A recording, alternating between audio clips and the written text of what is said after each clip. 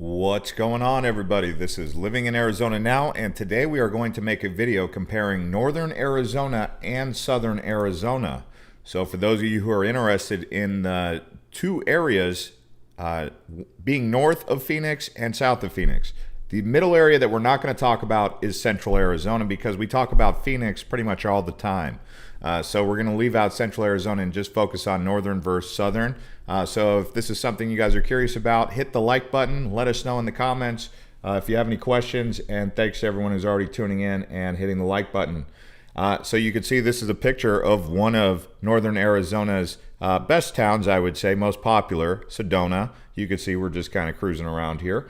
Anyway, so let's go ahead and take a look at the things you need to know when it comes to comparing the two. By the way, guys, I would also like to say, if you guys are looking at the apparel, because as you can see, I really like this shirt that I'm wearing, I do have links in the description below in Teespring. So not description, but actually below this video, you'll see links. You guys can browse around there and see if there's any apparel and also make some recommendations of things. That's just Teespring. I'm getting ready to launch the main website, cobraclothing.com. I'm just waiting on some more products to come in before I fully launch that. But for now, we can use Teespring.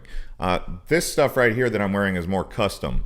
Anyways, let's take a look here at Arizona. So you could see, if I was to call northern Arizona, it would basically be this whole area right here, and then southern Arizona just south of Phoenix. In fact, if you wanted to look at just southern Arizona, you could probably call southern Arizona part of the Gadsden Purchase.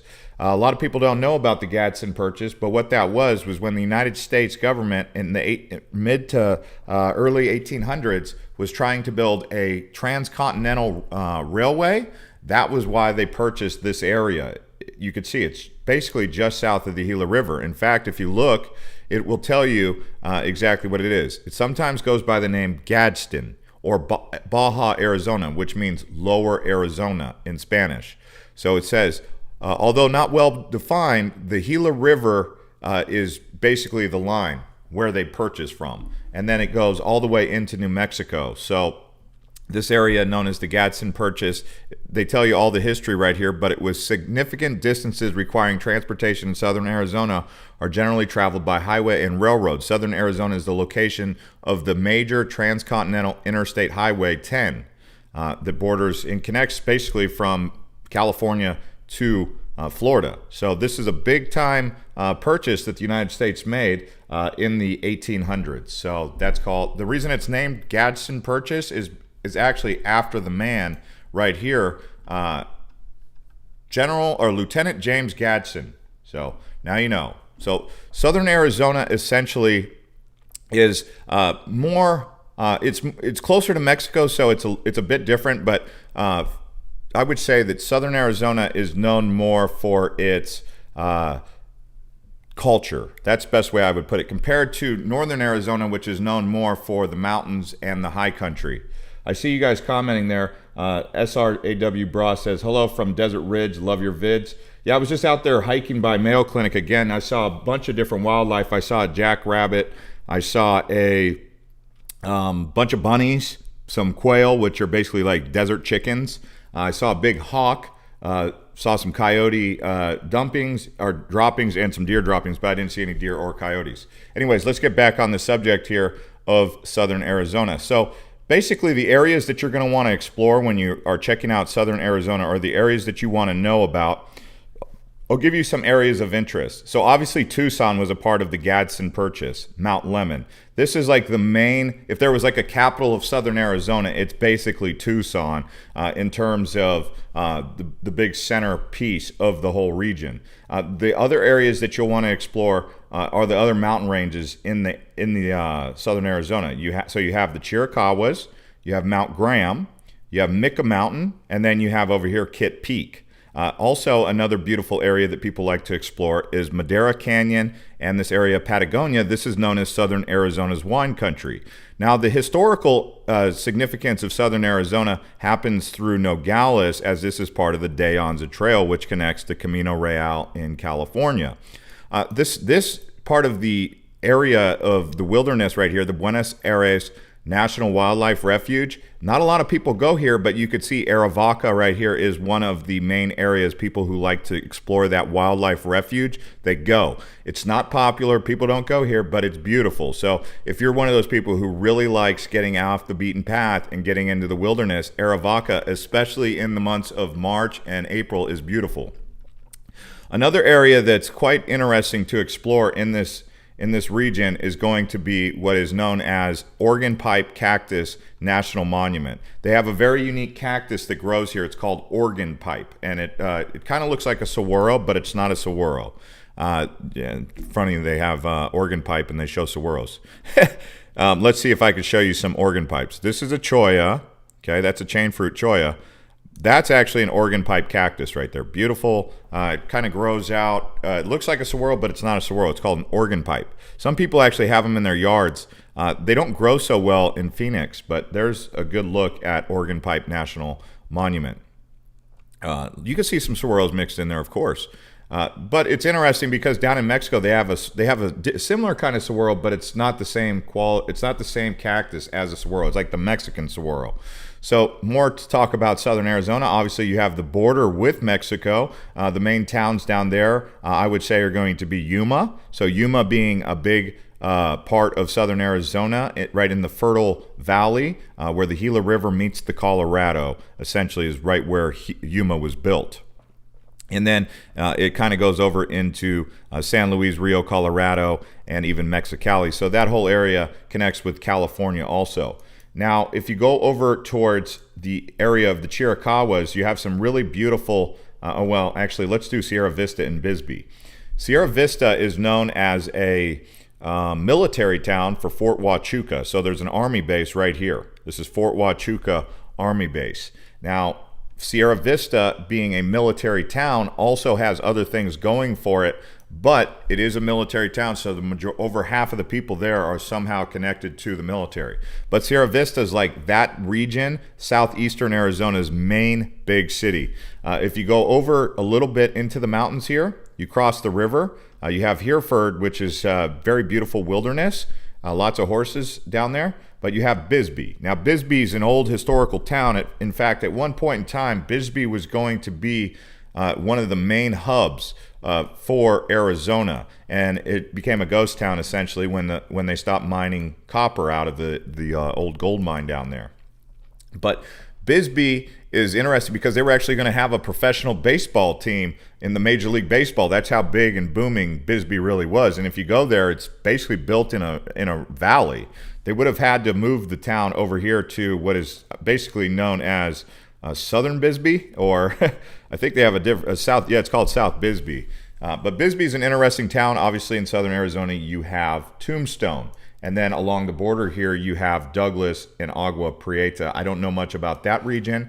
It's kind of hard to get there, but you'd have to basically go through Agua Prieta across the border there into Mexico. So like I said, there's a couple border towns. All right, so I see AJ says, best spot in southern Arizona, hands down, is Summerhaven. I recently went this week, and it was absolutely beautiful, and they have food and slopes up there. So the area that he's talking about, Summerhaven, is actually at the top of Mount Lemmon. It's a very small town. Let's see if I can find it.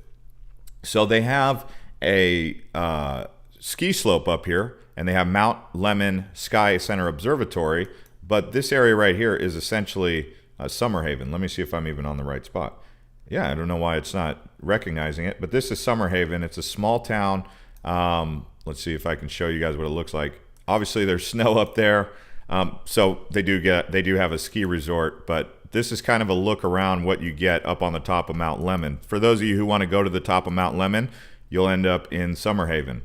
So it's just a beautiful area. They have Butterfly Peak Natural Area. I think Summerhaven is nice, but that's just one of the mountains down there. I mean, there's Mount Graham. Have you been to the top of Mount Graham?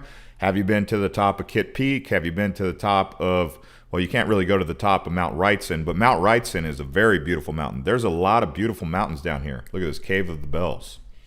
How about that place? There's some serious caves down there in southern Arizona. In fact, just some more caves that I would just like to mention while we're on the subject of caves. Thanks to the 41 people who hit the like button.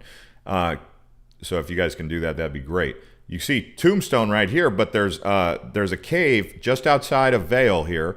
It's called Colossal Cave. So you can do some cave not splunking, but exploring down there in the colossal cave. It's also got some trails around there, but let's see here, colossal cave. You can go inside there. I guess you're going to have to see what it looks like when you go yourself, but that's out by Vail. And then there's Karchner Caverns. Is it Karchner or is that the one in, wait, Karchner? Yeah, it's Karchner Caverns. There's also one in New Mexico called Carlsbad. I keep getting Karchner and Carlsbad confused. Have you guys been to either of them? I'll see if any of you guys have any experience. But Karchner Caverns is another cool place to explore underwater or cave world, right? If you're into that kind of thing.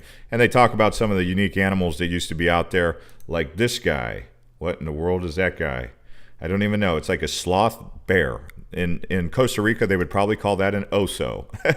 So anyway, that's Southern Arizona for you. Everyone always likes to say, the difference between Southern Arizona and Northern Arizona is that Southern Arizona is a lot hotter, but they don't take into consideration all the beautiful mountains in Southern Arizona. So I'm like, Southern Arizona definitely gets snow, as you can see up on the top of Mount Lemmon. Mount Graham gets it.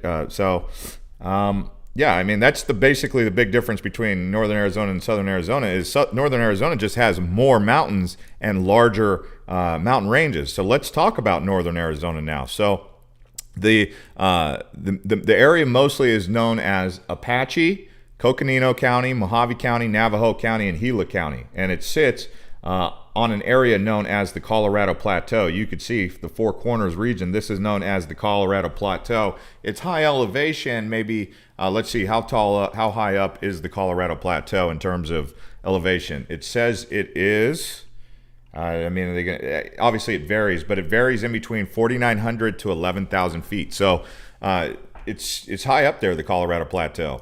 But that's the area that makes up most of Northern Arizona, and if we could show you guys what that means in terms of actual map. So I would say the main hub in Northern Arizona is going to be Flagstaff. So Flagstaff, everyone knows about Flagstaff. That's where the college is.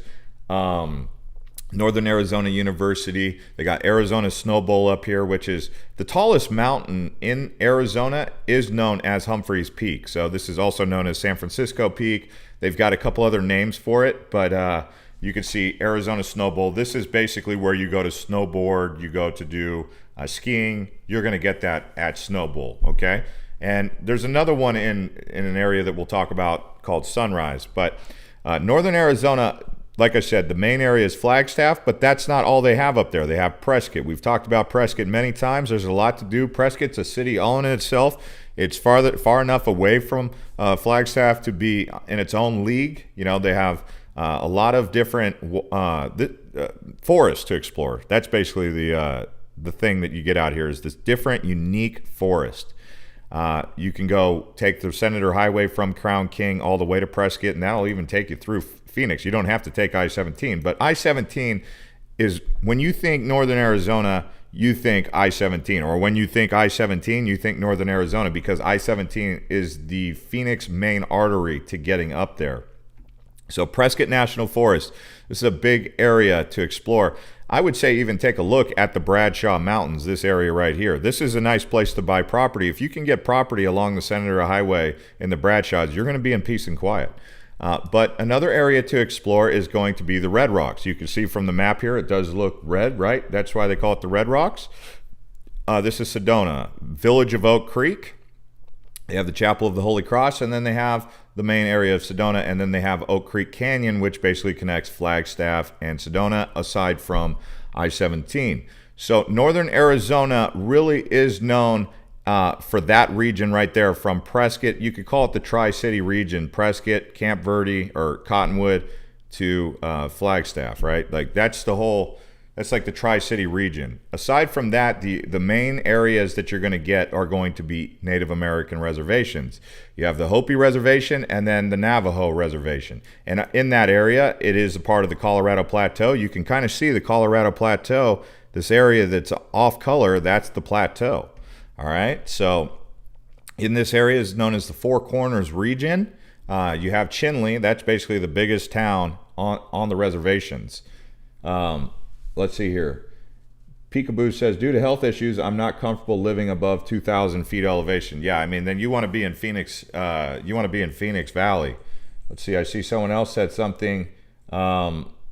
Navigation videos. Where are you fish? Where do you fish? Someone asked me, where do you fish? Yeah, northern Arizona has a lot of fishing, actually. If you want to know where some of my favorite lakes are for fishing, I would say on the Mogollon Rim. So the Mogollon Rim is going to be basically starting in Payson. So you go up here to the Mogollon Rim, and you get quite a few lakes. You can't really see them from up above here, but you see Big Bear Canyon or Bear Canyon Lake. You've got Woods Canyon Lake. You've got, what is this one?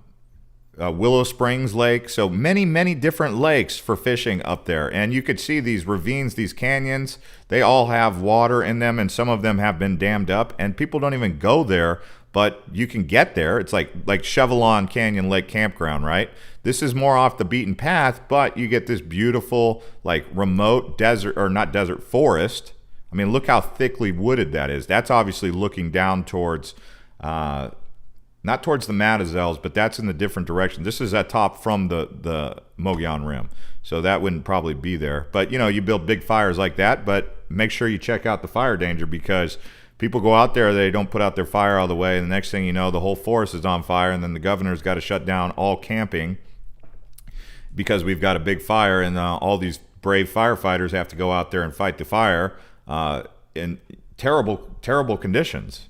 That's kind of what we had happen in Yarnell. You guys have seen the movie Hot Shots. Is about the Yarnell Hot Shot group who basically right here, Granite Mountain Hot Shots Memorial State Park. There was a big fire right here on Granite Mountain, and 19 firefighters were killed.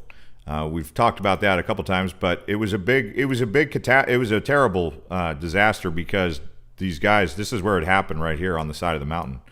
Let's see if I can actually show you kind of where the area was. You have to go, I don't know if you can get, yeah, it's going to be hard to get up there, but you're coming down the mountain and you could see, here it is right here. There we go. So this is basically the area they were fighting the fire, and they caught a crosswind. So the fires are a very sensitive subject, because obviously in this case, 19 families, men with children, wives, mothers, fathers, children. I mean, it was terrible. So this happens every year. So fire danger is a sensitive subject. It's really a sensitive subject in Arizona. It's about as bad as California. But let's see if we can actually go up there. Do they have a little trail? This is kind of the area where it happened. So they were up on this ridge. I mean, you know, where's the tinder, right? Like, where's the trees? I don't know. Was there trees here before and then they all burned down and this is what's left over? Or was there really never any trees there and it was just burning a bunch of tinder? But a lot of these bald mountains in Arizona are like that because fires. I mean, there's even a place on the way to in northern Arizona, and I know I'm kind of harping on fires right now, but it's a big thing, especially for newbies. They don't fully realize how important it is to put out your fire, because if you don't put out the fire all the way, the desert out, or the forest out there, can catch fire really quickly. Let me just show you an area where this area caught fire. I don't know if they've updated this, but this area here did catch fire, and I don't think the forest is going to grow back for a while. Look, you can see some snow up on those mountains. They must have been out there in winter. Smart to Google. February 2021.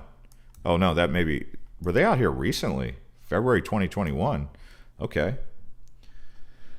The north is snooty. Oh my, someone said the north is snooty. I don't know about that. Who said the north is snooty? That's a very interesting, I don't know about that. I don't know. What do you guys think? Do you guys prefer northern Arizona or southern Arizona? Jane says, I have been to Carlsbad Cavern.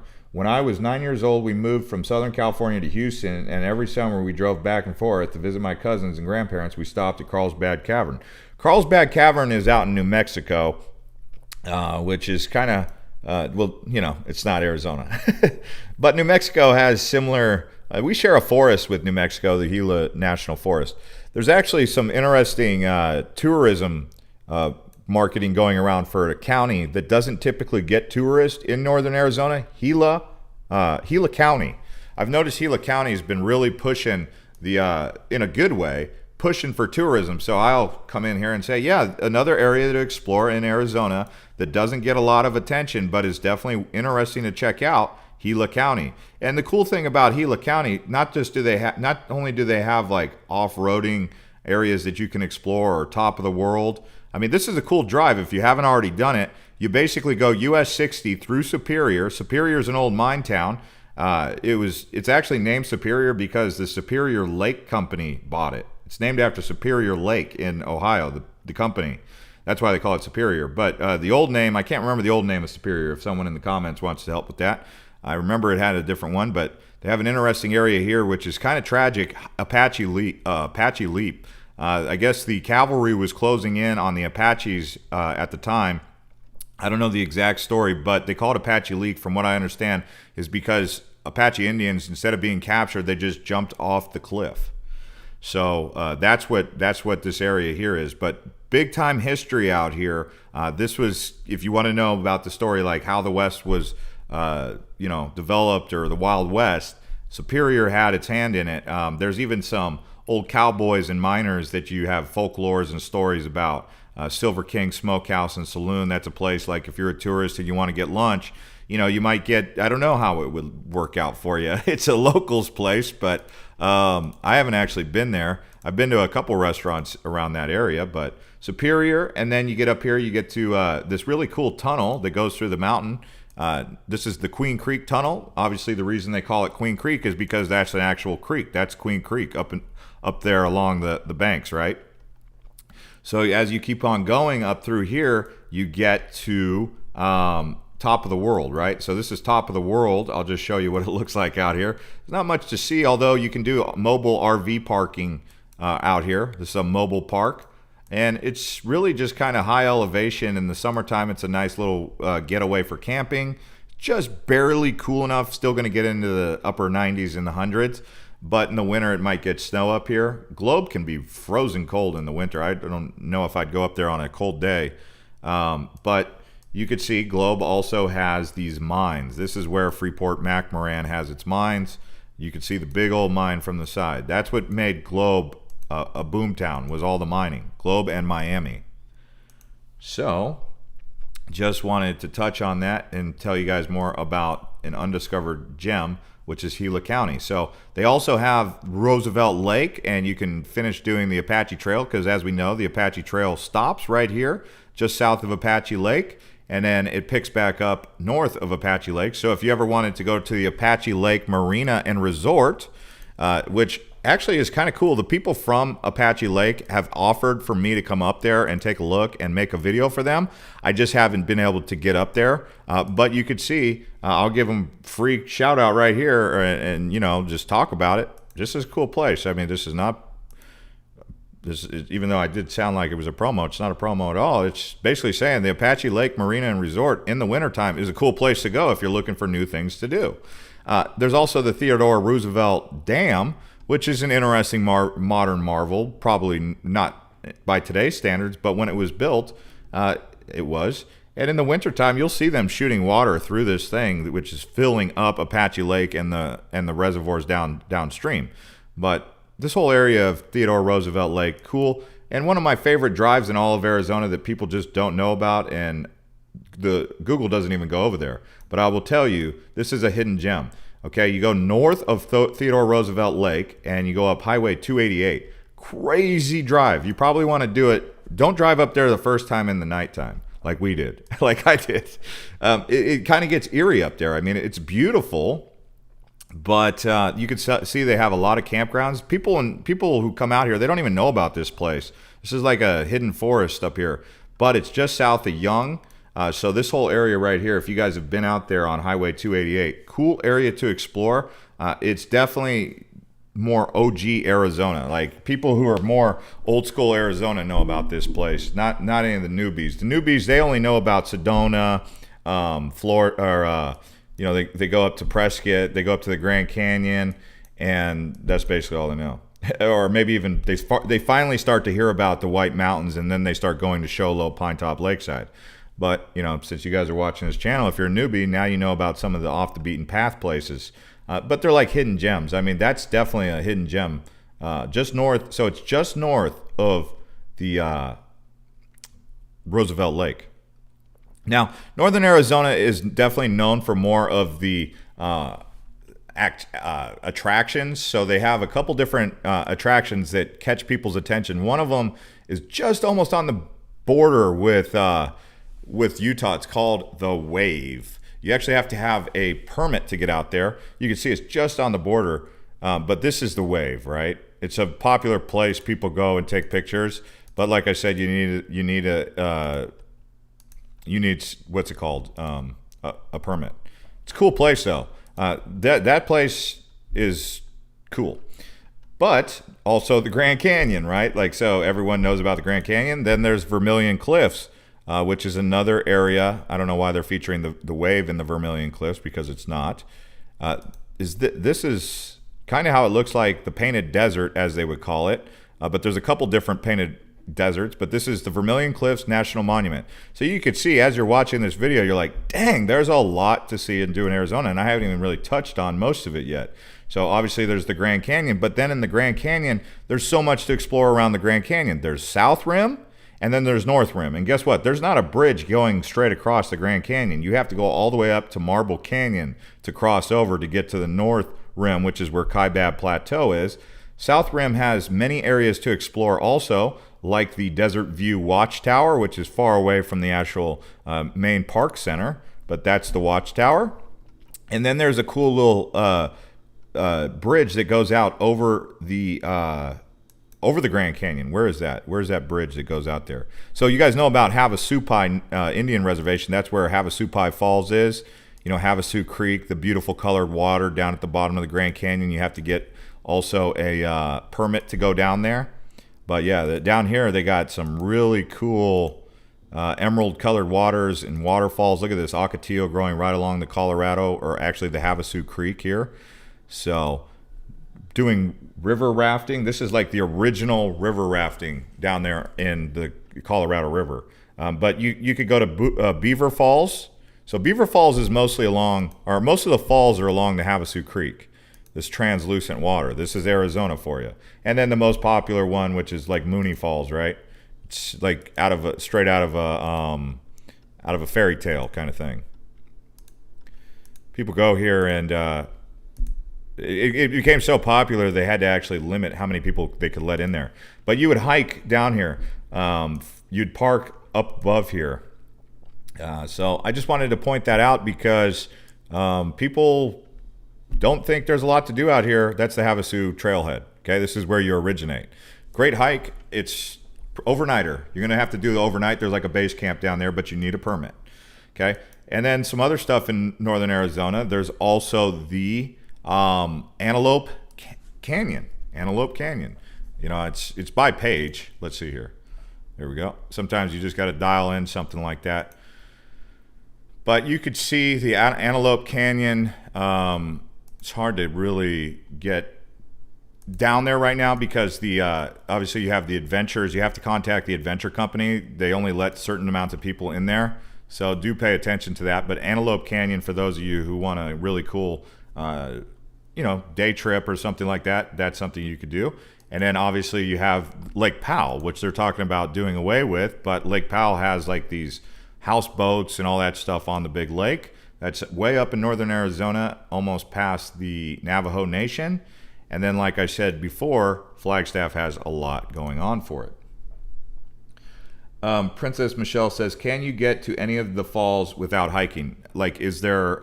Well, so the only other way to do that would be by a mule or a donkey, but there's no like helicopter that'll ship you down there or anything like that, and there's no boat. I don't really think you could like... I don't think you can avoid it. There's no road to get down there. If that's the question. There's no real roads in the Grand Canyon. There's no roads, period. I mean, outside of the Grand Canyon, there's some roads. Like the closest you'll get to the Grand Canyon with just driving really is what is known as Horseshoe Bend. So there's Page. It's right near Page. Horseshoe Bend is this bend in the river that looks like a horseshoe. We've done some videos from up there, but you can see the old Anasazi petroglyphs. Another area that's in northern Arizona that I found to be really interesting to explore For those of you who are looking to do some exploring this spring, or for spring break, or looking to take the kids to do some stuff, is Petrified Forest National Park. This is a place that gets people thinking because it's a Jurassic area where, from what they said when I was there, is that this area of Arizona, when that area was a tropical rainforest in the Petrified Forest, was down by Costa Rica. So they said the continental plates have shifted so much since that forest used to be there, but it's an old forest and it's now petrified. It's basically a desert, right? So that's very interesting. Lauren says, hey, Jeff, love the content. Keep it going. Thanks, Lauren. Yeah, like I said, also, if you guys are looking for some Arizona apparel, check the Teespring links below, but the main site's coming out with the custom links soon. Thanks to 88 people who already hit the likes, by the way. So as we dial it in, asking questions about northern Arizona and southern Arizona, central Arizona is Phoenix, but because we talk about Phoenix so much, I figured we'd leave it off, which means that we also would leave off Lake Havasu City. I would say Lake Havasu City is part of central Arizona, but we talk about central Arizona enough. You know, I could have said that Globe Miami was central Arizona as well, but I gave them a shout out. Another area that's cool to explore is definitely the White Mountains in northern Arizona. Someone said, have you ever been to Mount Trumbull? Mount Trumbull. Isn't that the one that's out over by, you could kind of see it from the Tonto National Forest, right? Mount Trumbull. Let me see if I can remember exactly. So there's Pinal Peak, Mount Trumbull. I've seen it from a distance, but I don't know. I have not actually been out there.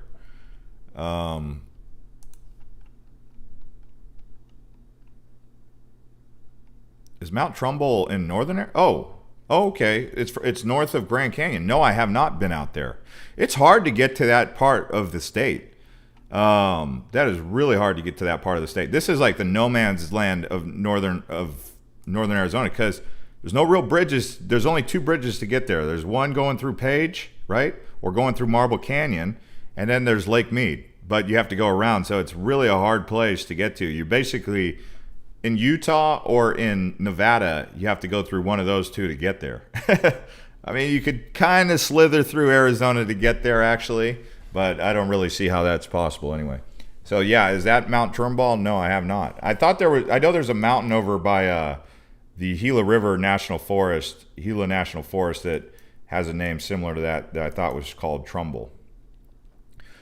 I can't remember, but I think Mount Trumbull is one of the highest mountains in all of Arizona, right? Someone said they are doing away with Lake Powell. Well, they're talking about busting the Hoover Dam, or not the Hoover Dam, the Glen Canyon Dam. This dam up here that builds Lake Powell right near Page, right here. You could see it. Carl Hayden Visitor Center. They got this bridge. If you haven't been up to Lake Powell, you got to cross that bridge. But there's the old Glen Canyon Dam. I guess they're talking about breaking it. Don't quote me on that. But there you got a visitor center, which is, I mean, when this was built, this was state-of-the-art stuff. This was like powerful. Here's an old turbine runner for hydroelectric. If you guys haven't been up to Page, if you do make it up to Page, do check out the Glen Canyon Dam, because that's going to be like a relic of history that might not be around for much longer. But here's an old turbine from the hydraulic power plant. So people who go to Page, I mean, there's nothing really to do in Page. I mean, Page is like a pit stop along the way. You do Horseshoe Bend, which is about a 30-minute hike to get there and back. People also go down here because they like to kayak this area. It's beautiful kayaking. If you can kayak the Colorado down there, you'll be in like heaven, man. Southern Arizona offers some of the most diverse displays of wildlife, from birds, butterflies, mammals, reptiles, and yeah, it does. I mean, if you guys want to know, if you guys want to pique your interest with Southern Arizona, there's a museum out here called the Southern Arizona Museum right here, Desert Museum. This one right here. Next time you go down to Tucson, I highly recommend, especially this time of year is the best time to go there. But they'll pique your interest with all the cool things to know about being down in the Sonoran Desert. Because remember, the Sonoran Desert does connect to northern Baja. So there is some marine wildlife out there. They do have black bears in southern Arizona. They also have these coyotes, Wile E. Coyote, and lots of geodes, roadrunners, rattlesnakes. Yeah, rattlesnakes. You got to give some love to the reptiles around Arizona, even though no one really wants to love the reptiles because the reptiles are, you know, kind of funky. What are the cheapest places for rent in Arizona? Well, that's a whole nother video for a whole other subject. Let's see. I'll be moving to Gilbert, Arizona in October from Washington State to live with my girlfriend, says David. Nice. Nice. You're moving to Gilbert. Also, a cool thing about being in the Sonoran Desert area, they have the Saguaro National Park. This is like one of the many areas in Arizona where you can view beautiful cactus. Cactus everywhere. Cactus, cactus, cactus. Look at those petroglyphs. Lots of Native Americans were living out here. Those probably would have been the Apache or maybe the Tohono O'odham. So look at this. These prickly pears right there. Great picture by Michael X. And then it was cool down in Old Tucson because they had Old Tucson, which is where they used to film lots of westerns, but it's kind of closed. And actually, Old Tucson is nowhere near what it used to be in the past. It's kind of like what happened to Rawhide out in Phoenix. I mean, it used to be a cool place, but then they moved Rawhide, and now it's just kind of watered down. Tucson being big in aerospace, look at the aircraft boneyard. This is an aircraft graveyard on, I think that's Davis-Monthan Air Force Base. So you could see all the aircraft. Look at all these F-14s. Are those F-15s right there? Those are F-15s. They even have some like World War II era or Vietnam era planes out there. But if you guys want to go to an aerospace museum, go check out Davis-Monthan. It's called the Pima County Aerospace Museum. And, you know, that's a great place to check out. But Davis-Monthan's an Air Force base. It's one of the biggest in the country, but they have that big aircraft graveyard. Look at this. Look how much aircraft graveyard they got. Is that what, B-52s? I mean, what are they going to do with all these aircraft that they got?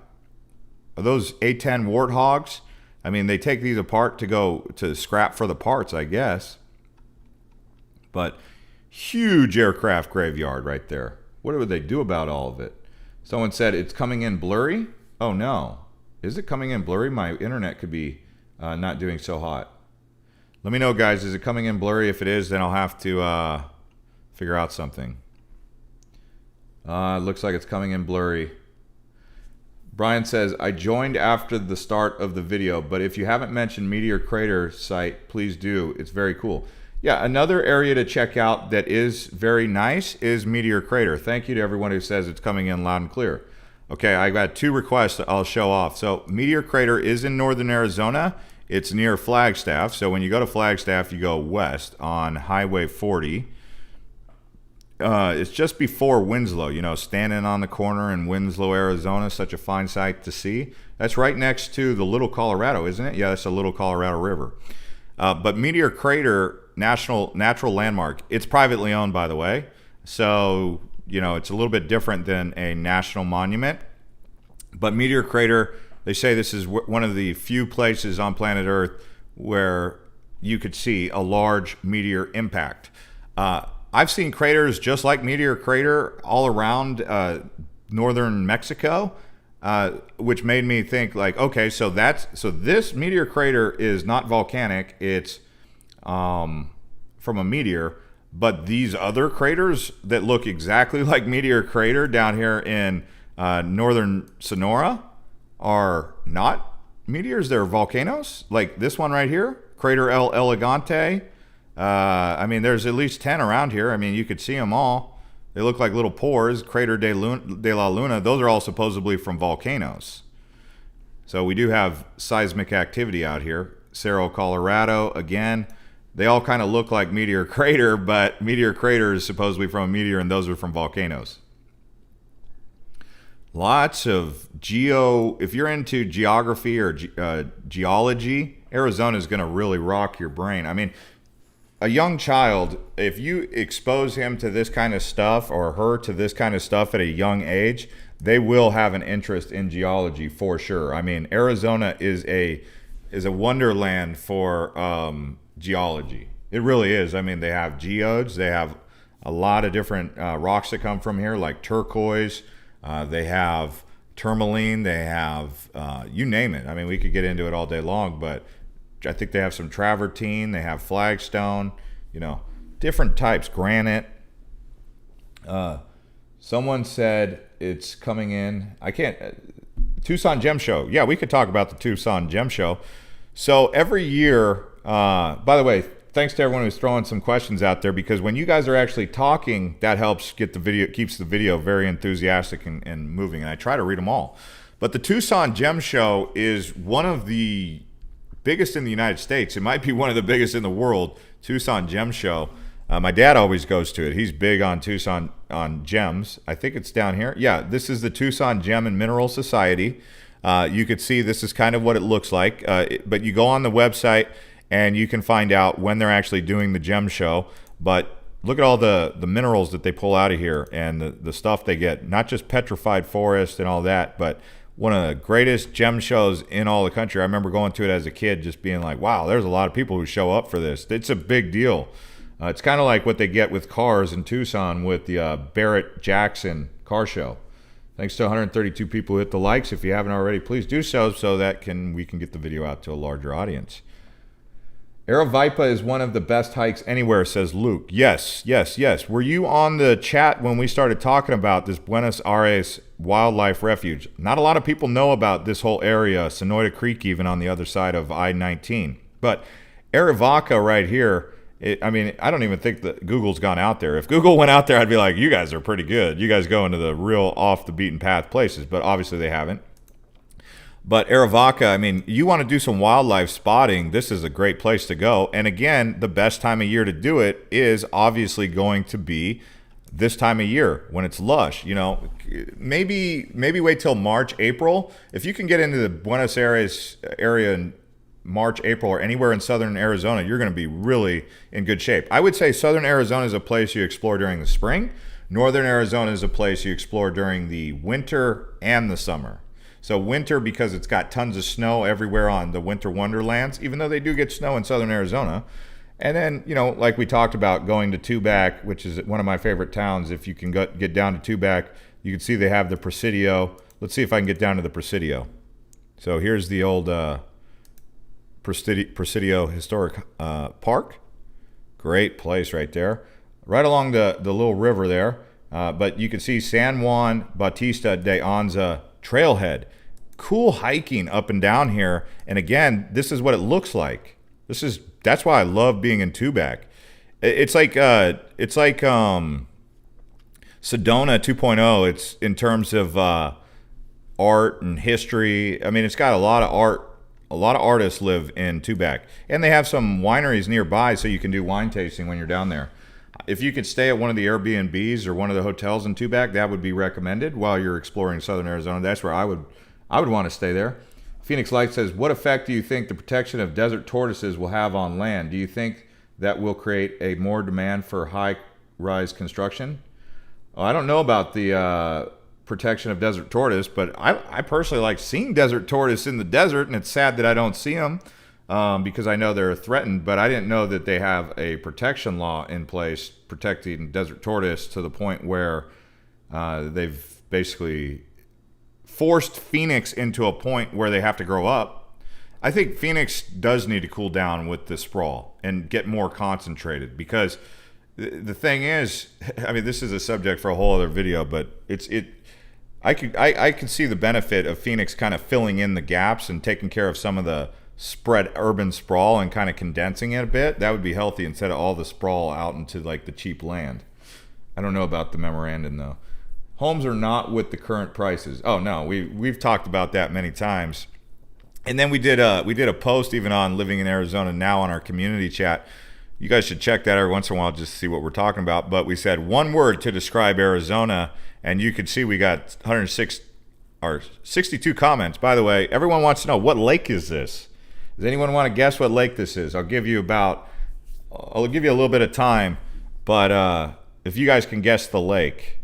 Anyways, people said beautiful, beautiful, beautiful, magnificent, FYI, spectacular, amazing. I'm still waiting for people to tell me what the What happened in Vegas, Jeff, with Tortoise and High Rise? I don't know the situation. If you could drop a link in there, I'll take a look at it. But I actually don't know what the deal is with the Desert Tortoise. I like Desert Tortoises. All right, so people are saying that's Lake Pleasant. You already got it right. Restored data. He first one to comment. Someone said Powell, Bartlett, Prescott Lake, Meade. No, this is Lake Pleasant. I was hoping that someone would say one word to describe Arizona, and they would say pleasant, because that's Lake Pleasant. It was kind of like a little thing I was just waiting on people to say. But anyway, it says we're live. Believe it or not, we are live. If you get one, you won't get furniture for it till June. For what's this? Ponce? Boca Chica says, I live in Southern California. Even these prices are licking my chops. Oh, he's saying that he's coming from California, and he said compared to California, these prices are great compared to what he's used to out in California. So let's see. Someone said Lake Havasu. Yeah, we could talk about Lake Havasu. We actually have a full video on Lake Havasu on this channel.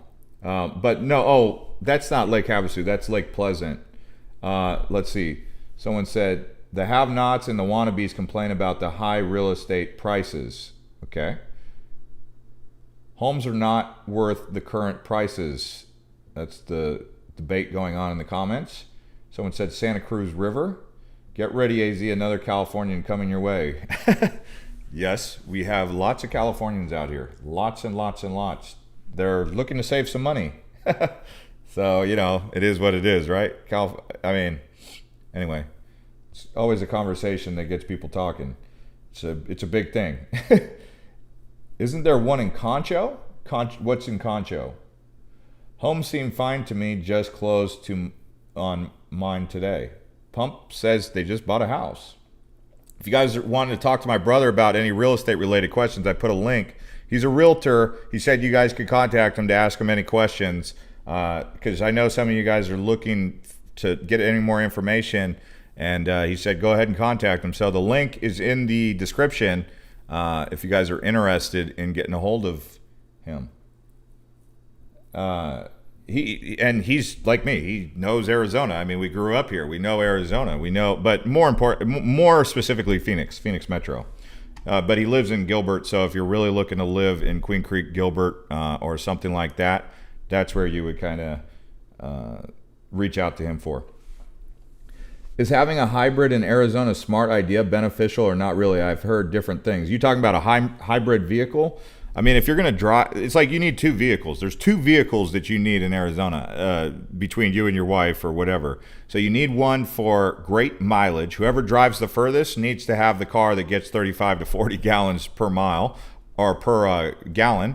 And then if you want to go out into the high country like around here, you're going to want to have an off-road vehicle. So something with a 4x4. Is it required to have a 4x4 out here? No, but does it make exploring really a lot more convenient? Yeah, you will notice a difference in having a 4x4. It's one of those things. It's better to have it and not need it than need it and not have it. But look how thick the forest is out here. I mean, when you're doing these Jeep trails out here on the Mogollon Rim or some of these other areas, yeah, you're going to need it. B-Boy says, have an awesome day, man. Always got dope videos. Thanks, B-Boy. Tracy says, love your videos. Thanks. You are very knowledgeable about Arizona. I am moving there soon. I think Cottonwood. Cool. Cottonwood's a nice place. Thanks to all the new subscribers. I see some new subscribers coming in. So welcome, new subscribers. And thank you to everyone who hit the like button. We have 148 likes. I can keep going if you guys want me to keep answering questions. So go ahead and ask away if you have any questions as we continue. Evander says, hey Jay, if you could move to northern Arizona, which city would you choose?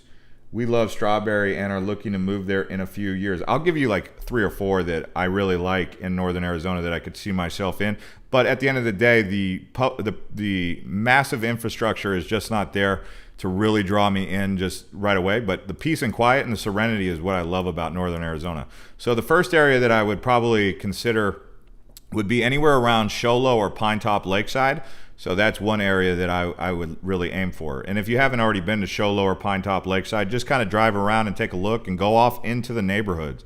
And again, we've made videos about this. If you guys are ever wondering if we've got a video about a place, just type in Pine Top. Let's see what comes up. White Mountains, there you go. A whole video. So you just use the search and you can find a video about pretty much anything. We even got a video about two-back. Let's see. Two-back? Yep, two-back. There you go. What do you guys want to know? We've got a video on pretty much everywhere except for Kingman and Bullhead City. We've got even one on Lake Havasu City. So there you go. But I'll keep answering your question about where I would move. So that area right there. And then there's Concho. Someone was mentioning Concho. There's not much in Concho. Heber Overguard's cool. It's up and coming, but there's nothing for me there because I need to be connected to the Matrix. I need to be connected to Babylon really efficiently. If I wanted to escape Babylon, I'm going to Heber Overguard. Heber Overguard is a place to go if you want to escape the Matrix or Babylon as they call it. Anyway, so Forest Lakes is another place that you can escape Babylon, but it's small. This is not a place where you're going to be able to find jobs or anything. It's a retirement community, right? I wouldn't live there unless I was trying to escape the Matrix. Payson is okay. It's okay. I would prefer, again, pine or strawberry, but if I'm trying to escape the Matrix only. If I need to be working, not going to work. The only place that I could probably still be connected to the Matrix and do my job would be the other places like Flagstaff, Cottonwood, Verde Valley. You can probably still be pretty plugged in from Flagstaff and Cottonwood and even Prescott. If you have the money, Sedona, is great. It's just sad because Sedona is going to become, everyone wants to move to Sedona, and it's not one of those places. It should be a national park. Sedona should be a national park. They need to really make sure that they've preserved it, and they typically do a really good job with that. But Sedona is not one of those places you want to see turn into a metropolis. That's just one of those places that it cannot happen. But we'll see. Isn't the elevation high in Show Low? Yes, it's very high in Show Low. When you move to Arizona, you have to like the cold, and so Show Low is going to have high elevation, which means it's going to have cold weather. But it's a nice place. I think that it gets its name. Show me low, I'll show you 8 or something like that. I don't know. It's front like the Show Me State or something like that. Let's see here. What is the deal? I know the orange guy went down here. They have a lake out here. But if you just kind of cruise around some of these Show Low neighborhoods, how did I end up in someone's? That's weird. You guys get the idea. Show Low's nice. I like Show Low. Could I live there? I don't know. That's a whole other subject all in of itself. But Pine Top Lakeside's nice also, but it's more of a place you go for a cabin or to get out of the big city. CM says, what do you recommend for young professionals that are single and looking to buy a house somewhat close to Scottsdale, etc.? So young professionals I would say the most affluent area for young professionals is going to be Scottsdale and Paradise Valley. So with that being said, the area that you're probably focusing on is around here, this area. So if I could give you a square to really zero in on, basically east of the Biltmore area, so Biltmore area, all the way to Hayden, or you could probably call it Pima, all the way to Pima. Okay, so this whole area all the way over to the Biltmore, and then from north to south, you would basically go all the way as far north as Thomas, or as far south as Thomas. They have an area down there known as Tomscott. There's this area right here. It's known as Thomas and Scottsdale intersection. North of there is where everything kind of begins for Scottsdale. Thomas Road, as you can see, there's Thomas, and this area is known as Tomscott. They have an apartment down there called Tomscott. I guess that's probably where it got its name, but also the intersection, right? Anyways, and then going as far north probably as Pinnacle Peak. Pinnacle Peak is probably where it starts to really slow down for young professionals, because once you get north of Pinnacle Peak, you're looking at retired professionals, people who are retired and they want to live on a golf course like Troon North, Troon. They got the Four Seasons up there, and then they have probably the best community in all of Arizona, known as Desert Mountain. They have like 5 golf courses. They have Cochise Geronimo Clubhouse. They have Apache Golf Course. They have Chiricahua Golf Course. They have Outlaw Golf Course. Desert Mountain is where all the big money lives. If you ever get a chance, go up to Desert Mountain, Carefree, or Tonto Hills. The cool thing about Arizona, even as I'm talking here, is that there's so many places out here that it just never gets old. It just never gets old. There's just a never-ending supply of things to do. When I was a kid, my dad used to read rain gauges out here, so we used to go on these Jeep trails. But nowadays, I don't think you can get out here on Fleming Springs Road because it's closed off. But if you could ever get out there, that'll take you deep. It's called the Fleming Springs Road. We actually did a trail out here recently, but they have the trails at Desert Mountain. I think you have to be a member to get out here, but you could see the hikes are spectacular. I mean, this is where it's at. Sentinel Mountain, high desert, hiking out here, but you have to be, I believe you have to be a member of Desert Mountain or know someone up there. A workaround to getting out there would be like Seven Springs, right? Or Rackensack Canyon. You could go to Rackensack and hike the canyon all the way up. And around there, don't be surprised if you see a bobcat or a mountain lion or a coyote or, you know, all sorts of different wildlife, or a rattlesnake in the spring, summer, fall is when rattlers are out. I think when are rattlers most feisty? Is it when they're first coming out of their hole? You know, when they're coming out of hibernation? Janelle says, thinking about moving to Maricopa. The first thing that comes to mind is why? No, I'm just kidding. I get why you would want to move to Maricopa. Let's see. She says, thinking about moving to Maricopa or Santan Valley, but the high schools are not well related. Are the schools really that bad? Yeah, that's okay. If you're trying, okay, the only thing about Maricopa that is good is the cheap pricing of houses. It is a 30 to 40,000 population, maybe less, I don't know, but there's one road that comes in and out. They've got like one shopping mall area with groceries. People who watch this right now are like, hey, don't hate on Maricopa. Well, there's nothing to do out there. You're going to be bored out of your mind in Maricopa, but it's nice. It's growing. It's not there yet. Same thing with Santan Valley. So, and the thing is, it's not small enough to where you're going to be like not having to deal with traffic congestion and the frustration that goes along with that. You know, being out there in those small places, you start to wonder, like, what in the world am I doing out here after a year or two? And your kids start wondering what's going on. And it's that urban sprawl. It's like building cities just for the sake of building cities. Someone said, any plans to do a Kingman vid? Yeah, I'm going to do Kingman. I got to show Kingman some love. Is it buffering, guys?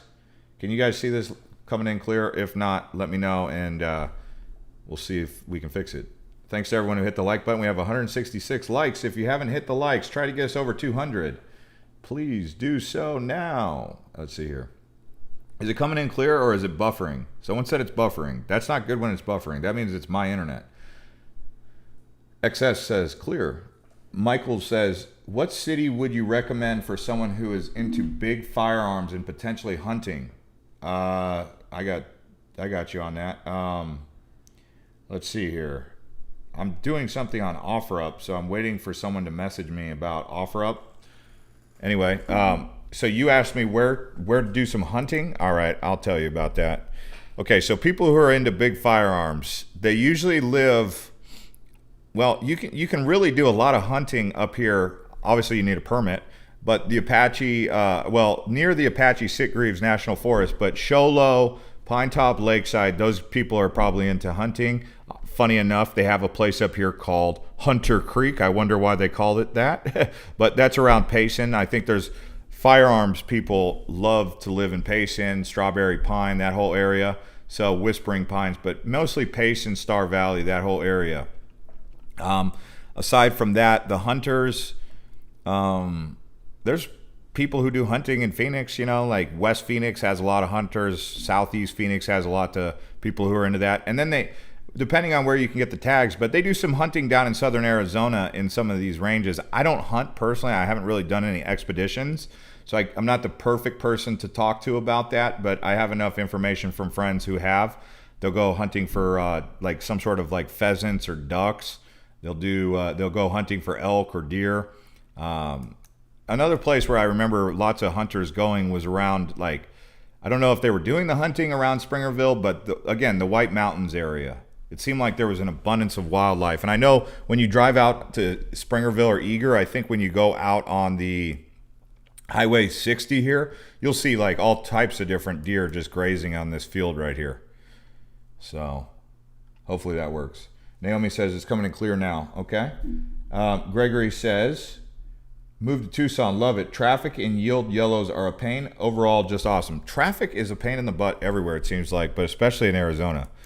I mean, no, but then again, it's like, where is traffic not bad? It's just, the thing is, so many people have cars. When they built these highway systems, they didn't think that every person was going to have a car. Or, well, they did, but they said, oh, that'll be in 30 years from now. So the highways they built in the 1990s, it's like 30 years later now, and it's like the cars are here. Everyone's got a car. So it's like, it happened. I mean, everyone was waiting, and now we're at that point where the highways, the roads, they're all congested. But people are trying to get out of the rat race. They're trying to find the rural areas where they can go, where they get wide open space, just like this, what you're looking at there. This is obviously not wide open. That's up near Sedona, near Oak Creek Village. What do you think about New River? I bought property there, planning on building a house from Michigan. Oh man, New River. Oh my goodness, New River. Great place, but yeah, it's just gonna blow up. I mean, this whole thing is it's a great place out here. This whole wide open forest, wilderness, whatever you want to call it, desert. I mean, there's a cool trail that I've got to do one day. I'm going to do it one day. It's called Bloody Basin Trail. Everyone's like, oh no, don't do Bloody Basin. I don't like the name of that. Well, Bloody Basin, also known as Table Mesa Road, is that Bloody Basin? Or Table Mesa Road is pretty wicked.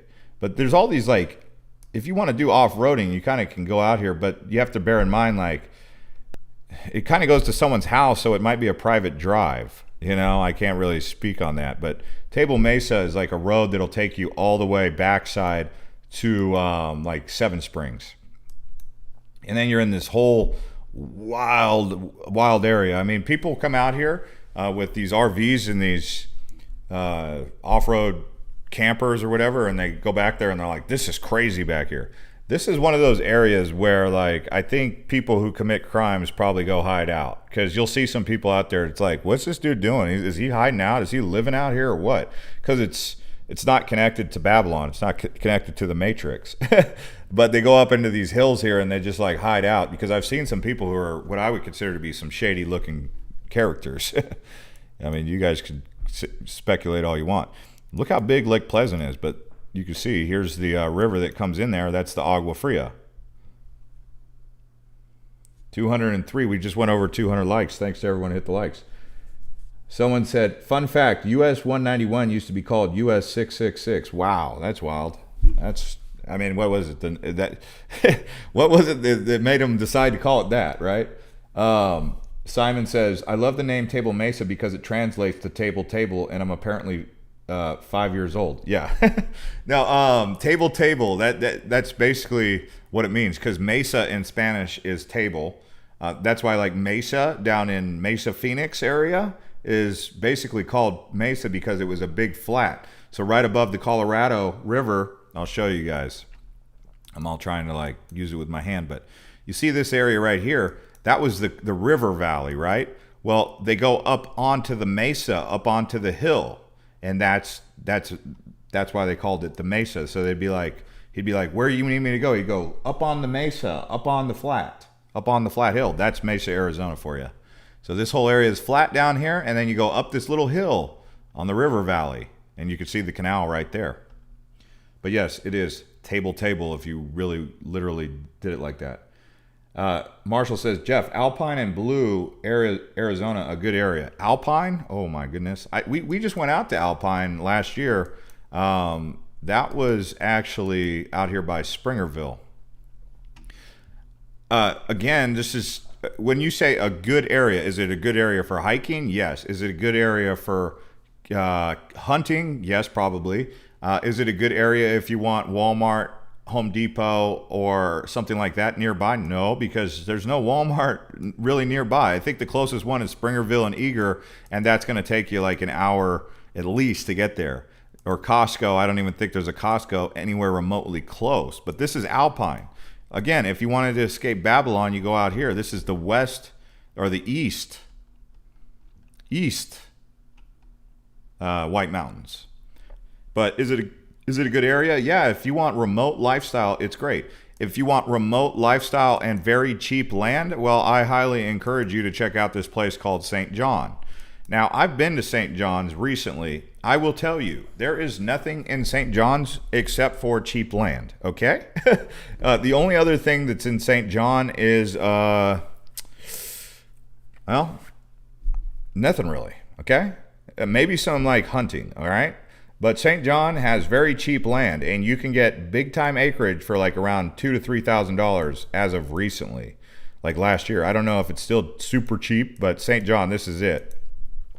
It's the edge of nowhere. There is nothing in St. John's. Actually, if you're LDS, you should probably look at St. John's. Latter-day Saints, the Mormons. That's what they got going down there. What did Scott say? Scott said, best hiking in Arizona, hands down, is the West Fork Trail. Jeff, pull up pictures. Yeah, we can look at West. So the area he's talking about is actually by Camp Verde. And I'll talk about this area a little bit more in detail. Here's the thing. There's so many people are going there. It just keeps on getting more and more popular, and they're going to get E. coli in the water, and it's just going to get worse and worse because more and more people keep going there. So we need to spread it out and go to other places. But I'll talk about it. But they're going to probably make this one of those places that needs a permit, if it's not already like that. Same thing with Fossil Creek. You can't even go to Fossil Creek right now, and Fossil Creek's one of those gems. But this is like, they got the Bullpen Day Use Trail. Hiking out here is really nice. But there's an area that's really wild that if you want me to show you. So this is Indian Maiden Falls. Really nice, right? If you check our Instagram, by the way, Living in Arizona Now on Instagram, we actually have lots of pictures around Arizona for you to look at. But one of them is the Indian Maiden, this right here, by Jess Ketty, 96. She takes the picture and lets us feature her. But you can see right there, that's kind of up there. They got Wet Beaver Creek. But check us out on Instagram if you're looking for really beautiful places. In the meantime, we will keep talking about it. So you got West Clear Creek all up in here. But where it gets really wild, and people who are extreme adventurers, they'll probably go here. So you got Blue Ridge Reservoir. This is popular with people who are from Arizona. This Blue Ridge Reservoir, the water level was real low, but look at all these elk. Look at all those elk. That's Blue Ridge Reservoir. So write that down if you guys want a place to camp this summer. But if you can explore this whole area out here, this little hidden area, it's off the beaten path, but Blue Creek Reservoir is the spot to be. Now, back to this canyon here, there is the, let me make sure I can get on this canyon real good. There's some areas up here that are just phenomenal. Let's see here. It sometimes takes a while to dial it in. Oh, there's Happy Jack. Have you guys ever been to Happy Jack? Let me see here. Why don't you make a video on BHC and the outskirts of Kingman? Okay, I got to get up to Kingman. I mean, everyone, apparently, okay, let's put it to the poll for the people who live here. You've been to Kingman. Do you guys want a Kingman video? Because some people are in love with Kingman. And obviously, it's got to be coming up and coming. There's something going on in Kingman that's got everyone excited. There's no doubt about it because there's a lot of people talking about it. Okay, I'm trying to find this area where this hike is that's just absolutely nuts. Is it West Clear Creek in here? There's like this there's the Hanging Gardens. Yeah. All right, right here. Okay, so there's this area. You hike into this beautiful canyon, and there's hardly anyone out there. It's just raw nature, and there's just like these waterfalls that trickle down, especially in the springtime with all the snow melt. And this is gorgeous in here, okay? This is West Clear Creek, Upper West Clear Creek. And the way you would get there is you basically got to go off Highway 260 here, and you got to take one of these Jeep trails. So you could see There's like 142. They got like a trailhead right here, right at the power lines.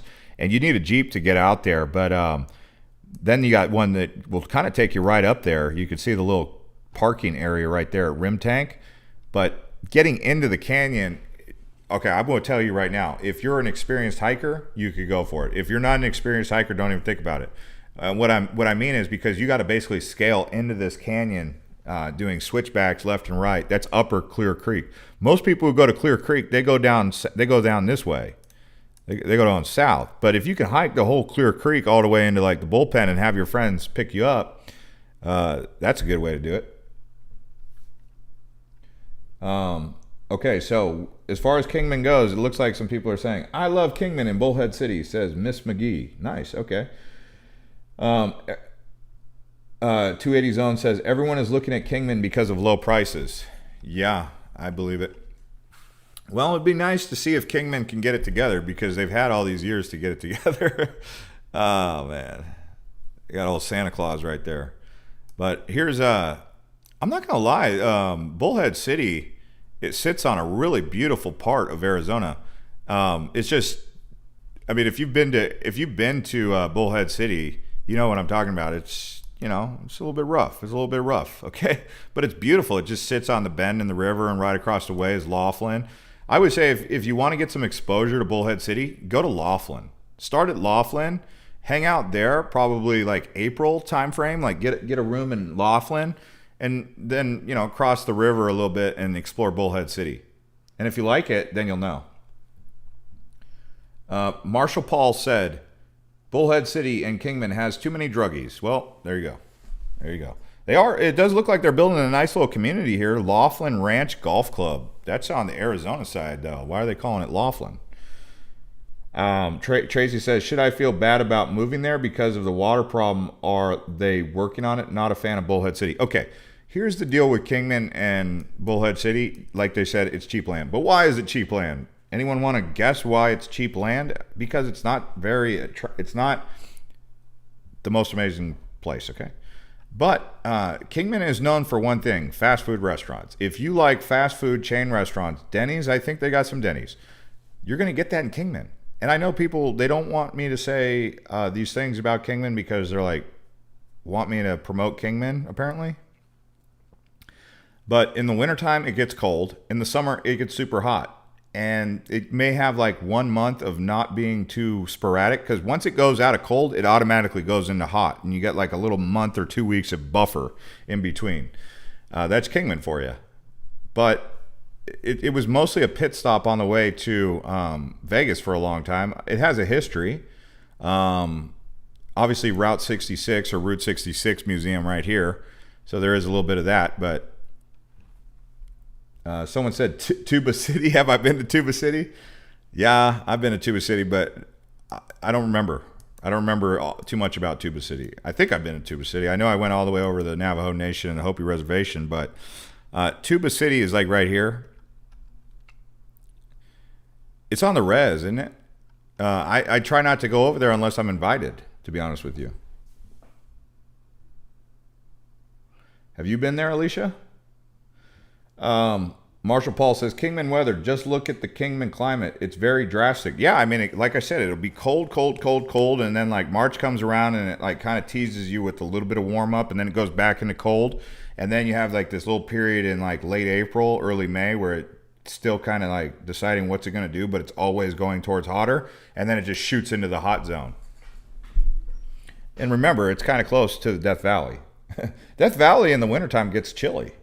I mean, if you go to Vegas during like New Year's Eve, if you like, people always think, oh, I'm going to Vegas for New Year's Eve. It's going to be like Miami. It's going to be like nice. It could be snowing in New Year's Eve in Las Vegas. And remember, Las Vegas is one of the hottest places on planet Earth, right next to Death Valley. When you're driving out to Vegas through Death Valley, it is bone-chilling cold in Death Valley.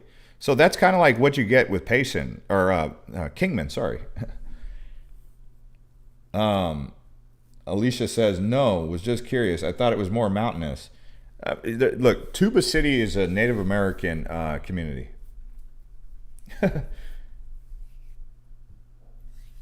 No, real estate agents don't typically do rentals, but you can contact him and ask him, and maybe he has a recommendation. So Marshall says the record for Death Valley is near 0 degrees. Yeah, see, I mean, Death Valley can get really cold. Like deserts can get chilly. Even if you look at the problem south of the border where people are crossing the desert through Mexico, so they'll be like crossing right here. In the summertime, they'll be getting dehydrated and dying from heat exhaustion. In the wintertime, they'll be dying from like hypothermia because it gets so cold out there. So the desert really has these drastic weather patterns. Extreme cold, well, not extreme colds. I mean, it doesn't get like negative below or anything like that. But, you know, everyone thinks the desert's always hot. No, that's not the case. In the winter, it gets really chilly. And in the summer, it gets really, really hot. Thoughts on Munns Park dispersed camping? Ooh, that's a good question. That whole area has dispersed camping that I would explore if I was into camping, like really deep into camping, and I wanted to do some dispersed camping. So the area that he's talking about is up here. Well, so like I was saying, if you want to do some dispersed camping, check out Happy Jack or Mormon Lake. That's really nice. But here's Munns Park, right? So if you go over here on 89A, if you can check out this area west of 89A, because, you know, you go up into the Oak Creek Canyon, they're not going to have any camping for you. You could go to Red Rock Secret Wilderness. This is like a nice area to explore, but it's really a secret wilderness. Literally, it's uncharted. I mean, it's no man's land out there, but it's the Red Rocks. But in this whole area west of 89A, you have some nice area to explore and do some dispersed camping. You can see like East Pocket, and you can see those little Jeep trails out there, but these are the kind of pictures and views you're going to get, like looking down into Sedona, right? So if you ask me about Munns Park, I would say go more into Oak Creek Canyon, go west of 89A. And like West Fork Trail, this area right here. I mean, this area, if you can explore up in here, I mean, this is where it's at right here, West Fork.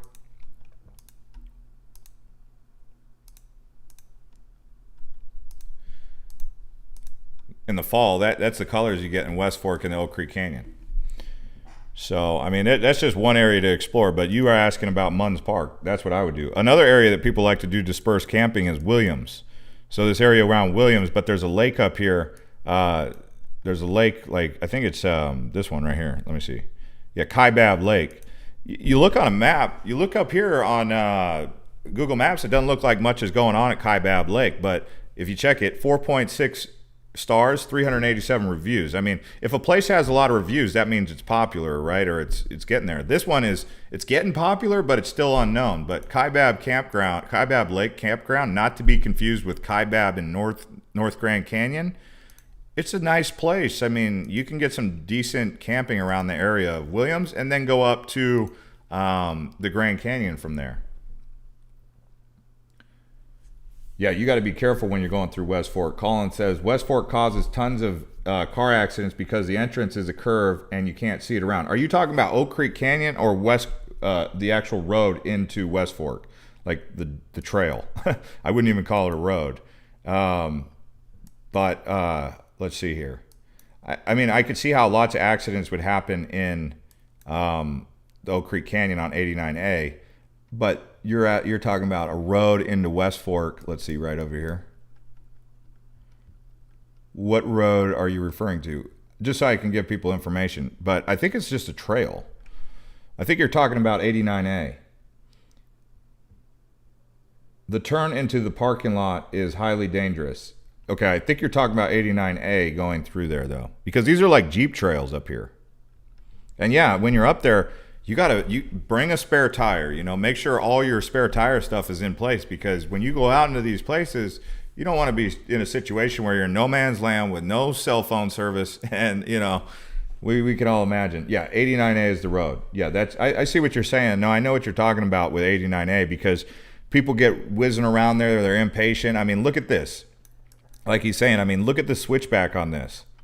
I mean, that's a crazy switchback, zigzagging all through there, right? So you can see what he's saying. Why did you tell us you're related to Adam Dunn? Adam Dunn. Are you talking about Adam Dunn, the baseball player? I don't know. He was a good baseball player for the Reds. I think he played for the White Sox, but I remember he used to hit like 30 or 40 home runs, but I don't know much about him, honestly. I don't know much about him other than he was a baseball player. Jordan says, man, I would have loved a group like this when I lived in Arizona. Yeah, I mean, the main thing that is the whole point of this channel is to get you guys excited about adventure, because that's what excites me, is adventure. And when you know about the places that you can explore, you build this bucket list. And bucket lists are like something that just intrinsically dials in with a lot of people. People want to build a bucket list, and then they want to check off all the things on the bucket list. And it becomes like an adventure lifestyle that you're living. It's like a hobby. So people are always out there looking for a hobby. I'm like, have you ever tried adventuring? Adventuring through Arizona to start with? Before, you know, everyone's always like, I can't wait to go to Bali. Like, if you guys watch my other channel, Island Hopper, you can see how much I love travel, right? But I just did a Island Boy. I guess the Island Boys have stole my keyword, Island Hopper. No, but I just did a video on St. John, U.S. Virgin Islands. But Arizona is a great place. I don't even have to go very far. I can go in my own backyard and see tons of cool stuff, even during the situation that we've got going on, you know. But I love adventure. It started with exploring Arizona, and then it just kept on going. And now I love exploring. And even once you do Arizona, then you start going into New Mexico and Colorado and Utah and California. They got Joshua Tree. They got Santa Fe, New Mexico. They got the Rio Grande area. They got Durango. What's that? Mesa Verde. Mesa Verde's crazy. That's in Colorado. Anyway, you guys get the idea. Colin says, sure did. He hit a 40. Whoa. He hit a 40 year, it felt like. What the heck? Chris Davis. I didn't see anything like that. Hey, thanks, Robert.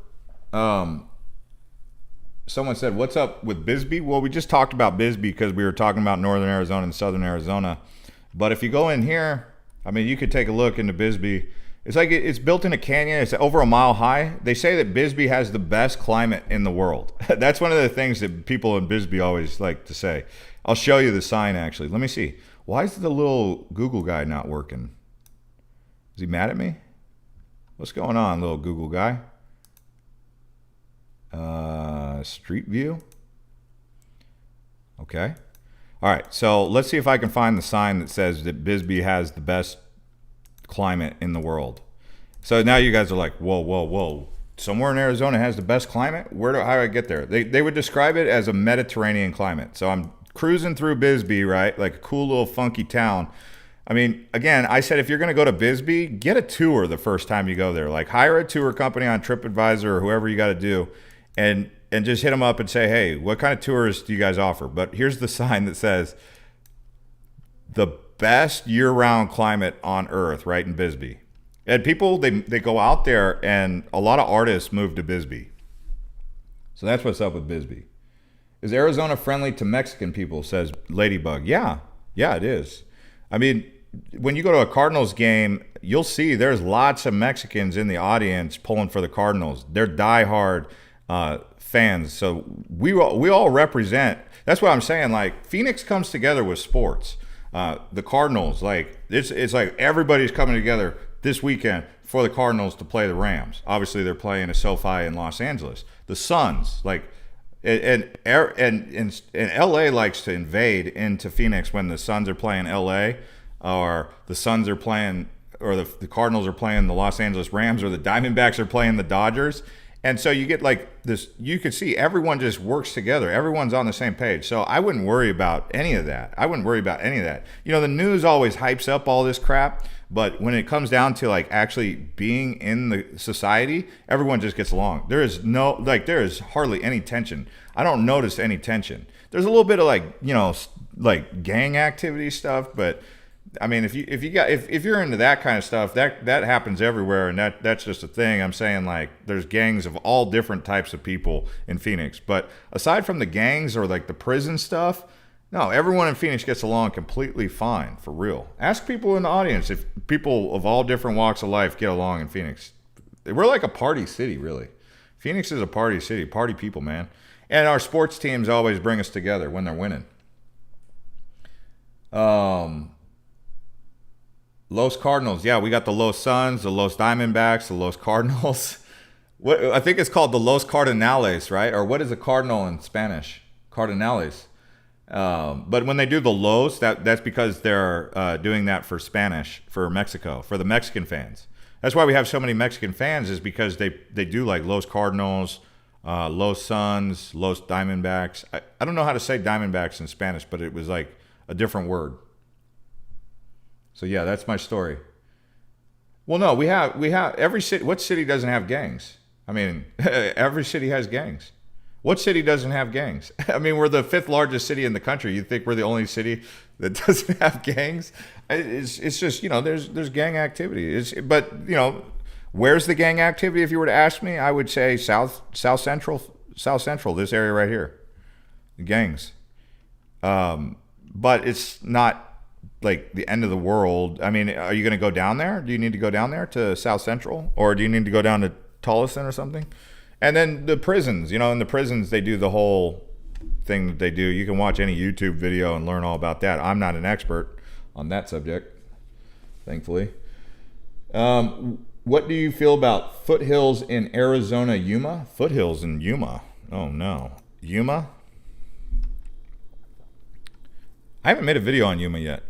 I need to get down there again. I used to go through there from San Diego to Phoenix. You stop in Yuma on I-8.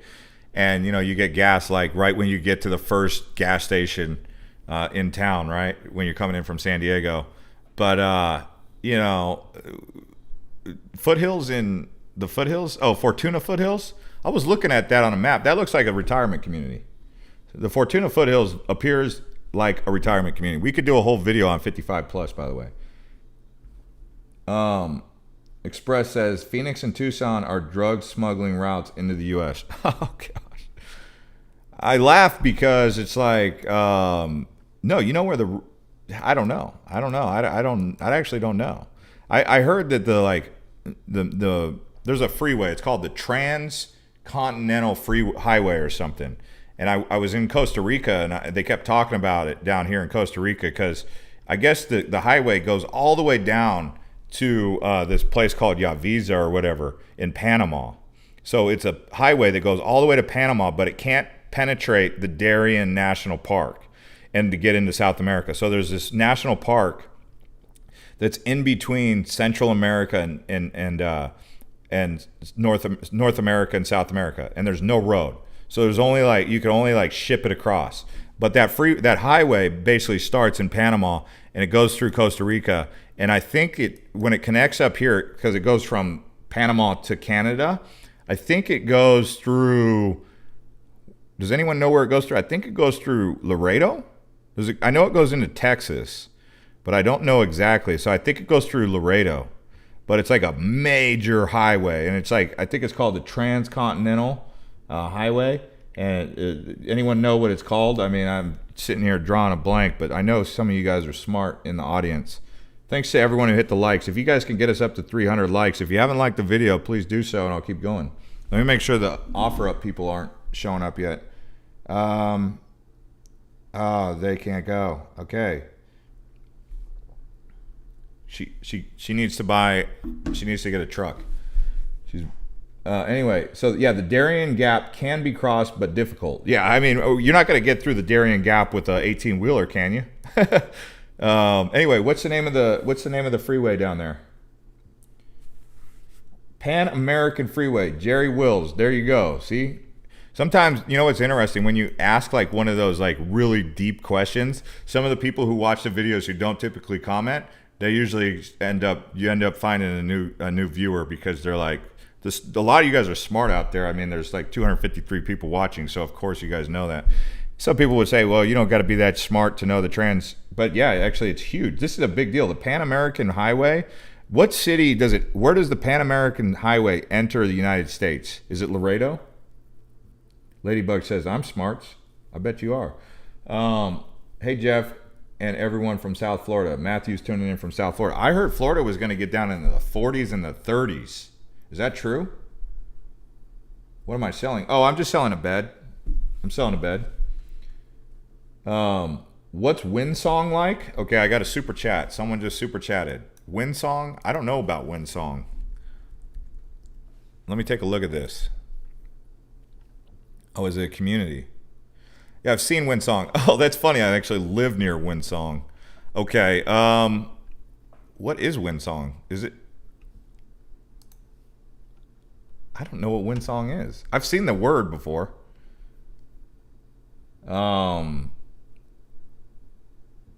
People said they're robbing trains in LA. Someone said something about Kilt Lifter. I assume you're talking about the beer. The Four Peaks brand. Know of any Hawaiian food joints have family that wants to start a food truck? Yeah. So obviously Hawaiian food is marketable. I went to a Hawaiian food restaurant like down in Mesa. I think it was like the one you would find in yeah, they have like Big Island barbecue. So they got Hawaiian barbecue, Big Island barbecue, which is funny because down on the Big Island, you know, it's not, you don't really see Big Island barbecue out there, but out here it sells. They also have like Kona Grill, you know, Kona Big Island. So yeah, there's tons of Hawaiian food, but out here, yeah, you could definitely start a Hawaiian food truck. Again, it's just gonna be about location. They have these like communities where they take these lots and then there's like 10 different food trucks like parked in there, and then they have like picnic tables in the middle. So you might want to look into that. I'm actually looking to do a video on swap meets and markets in Phoenix. For some reason, I got this idea. I'm like, that's kind of cool. And I'd like to give some like recognition to the swap meets. Like I know the swap meet, the Phoenix swap meet. I want to go down there. I think it's every Friday and Saturday and Sunday. Swap meet. Let me see here. All right, so they got El Centro Indoor Swap Mart. No, I'm not talking about that one. I'm probably not going to do that one. It's the one north of the airport. It's a swap meet. Let me see. What do you guys think about that? Doing a swap meet. Curtis says Tohono swap meet in Tucson on Drexel off Mission heading to San Javier del Bac Mission, and the reservation is the best experience. Yeah. Tucson probably has some really cool ones. Oh, right here. So they got Phoenix Park and Swap right here. It's got 3,974 reviews, but it gives you an idea into what people are selling.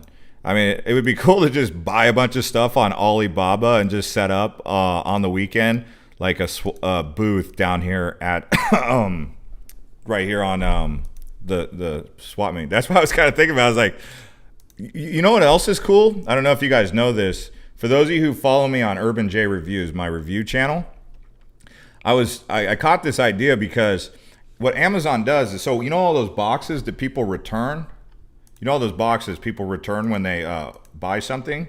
So they go to an Amazon fulfillment center and they basically rewrap them up, but they put them on a pallet. And then what happens is people come in and they buy that pallet like with like 50 different items on there. So you got to call the fulfillment center and then you got to buy the pallet. But what if you did that and then you went down to the swap meet and set up a booth and just sold like the products that come off that? Or you could sell them on OfferUp.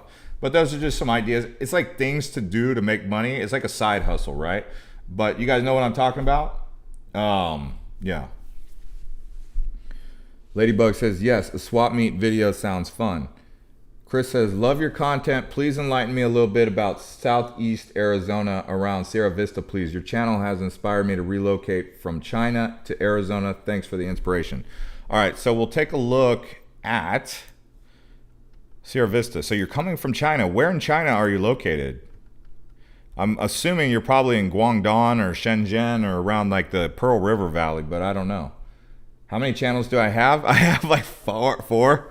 The cryptocurrency one, the review channel, this one, and the travel channel. And the reason I have 4 different channels is because like I couldn't put it all into one. Amazon returns. That's right, Ladybug. That's what it's called. Jay says, China to Arizona, there may be some culture shock. Yeah. Let's see. But Southern Arizona, you're asking about Sierra Vista. We did talk about that on the previous video. There's Fort Huachuca there. It's a beautiful place. I mean, you got like a really nice place in your backyard to explore, like the Ramsey Canyon Preserve. You can go out here to the petroglyph site and hike around. So you've got some good hiking, good outdoor activities nearby. You've also got some lakes. You got Parker Canyon Lake. You've got Patagonia Lake. And then you've got Bisbee to the other side. It's not a huge city, though. But it's got like a Home Depot. It's got like the modern amenities. It's got like an Applebee's. It's got a sports grill. You know, it's a decent lifestyle. And it's not too overly crowded, right? So that's kind of nice about Sierra Vista. I'm waiting for this guy to, okay. Liaoning, south of Beijing. I'm American, been living in China 15 years, excited to go back home. You helped me choose Arizona. Oh, nice.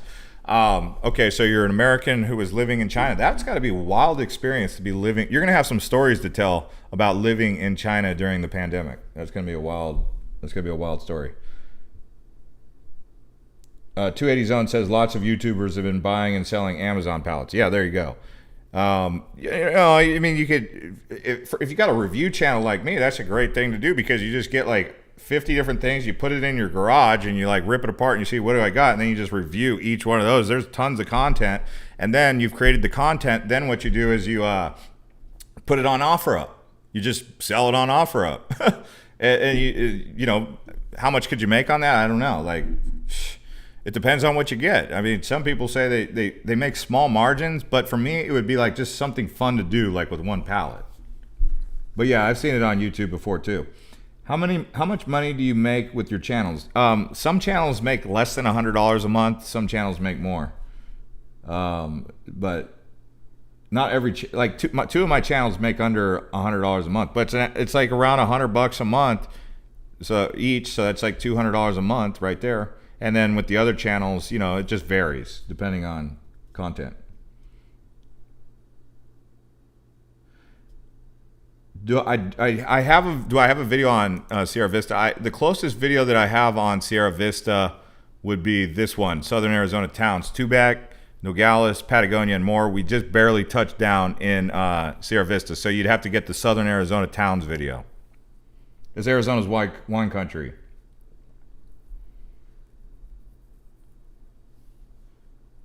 Tech Life. How much money? Oh, someone said,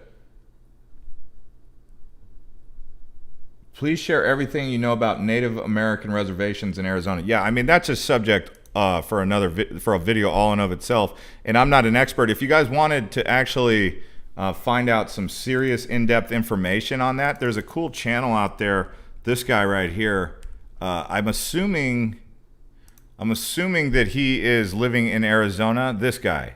So Navajo Traditional Teachings. If you go to this guy's channel right here, he talks about a lot of different things. One of my favorite videos that he ever made was this one, The Truth About Turquoise. And then he did one on like how to endure suffering, why gold is worthless. But The Truth About Turquoise was an interesting video. Actually, it's got a lot of views on it. I think a lot of people were interested in knowing about what the Navajos knew about turquoise. So I'm not gonna say what was in it, because you guys can go watch it for yourself. Just put into YouTube The Truth About Turquoise. My favorite ski town in Arizona? Well, I'm not a big skier. I come from Arizona, so I don't ski. Just kidding. No, we do have three ski resorts. We have Snowbowl, which is the biggest one. That's on near Flagstaff. That's up on Humphreys Peak right here, Arizona Snowbowl. So I guess Flagstaff is a ski town for that. Or you could call it like Parks right here. Like some people chill out in Parks. The other one is going to be like Pinetop Lakeside, going out towards Sunrise. So I guess Mount Baldy, like here's the other, this is Sunrise. The town nearby here that you could probably live, Greer, but don't be moving to Greer, because people in Greer are a small town and they don't want more people. So don't do that to those poor people, please. It's a beautiful place in Greer, but please don't blow up their spot. But Pinetop Lakeside probably is another ski town. So Pinetop Lakeside, Flagstaff, two towns, and then you could call Tucson ski town. This is just a small ski village. Tucson, you know, you just drive up this little windy road up to the top of Mount Lemmon here, and there you are. Anyways, guys, thanks for watching, and I'm going to call it a night here, and I'll see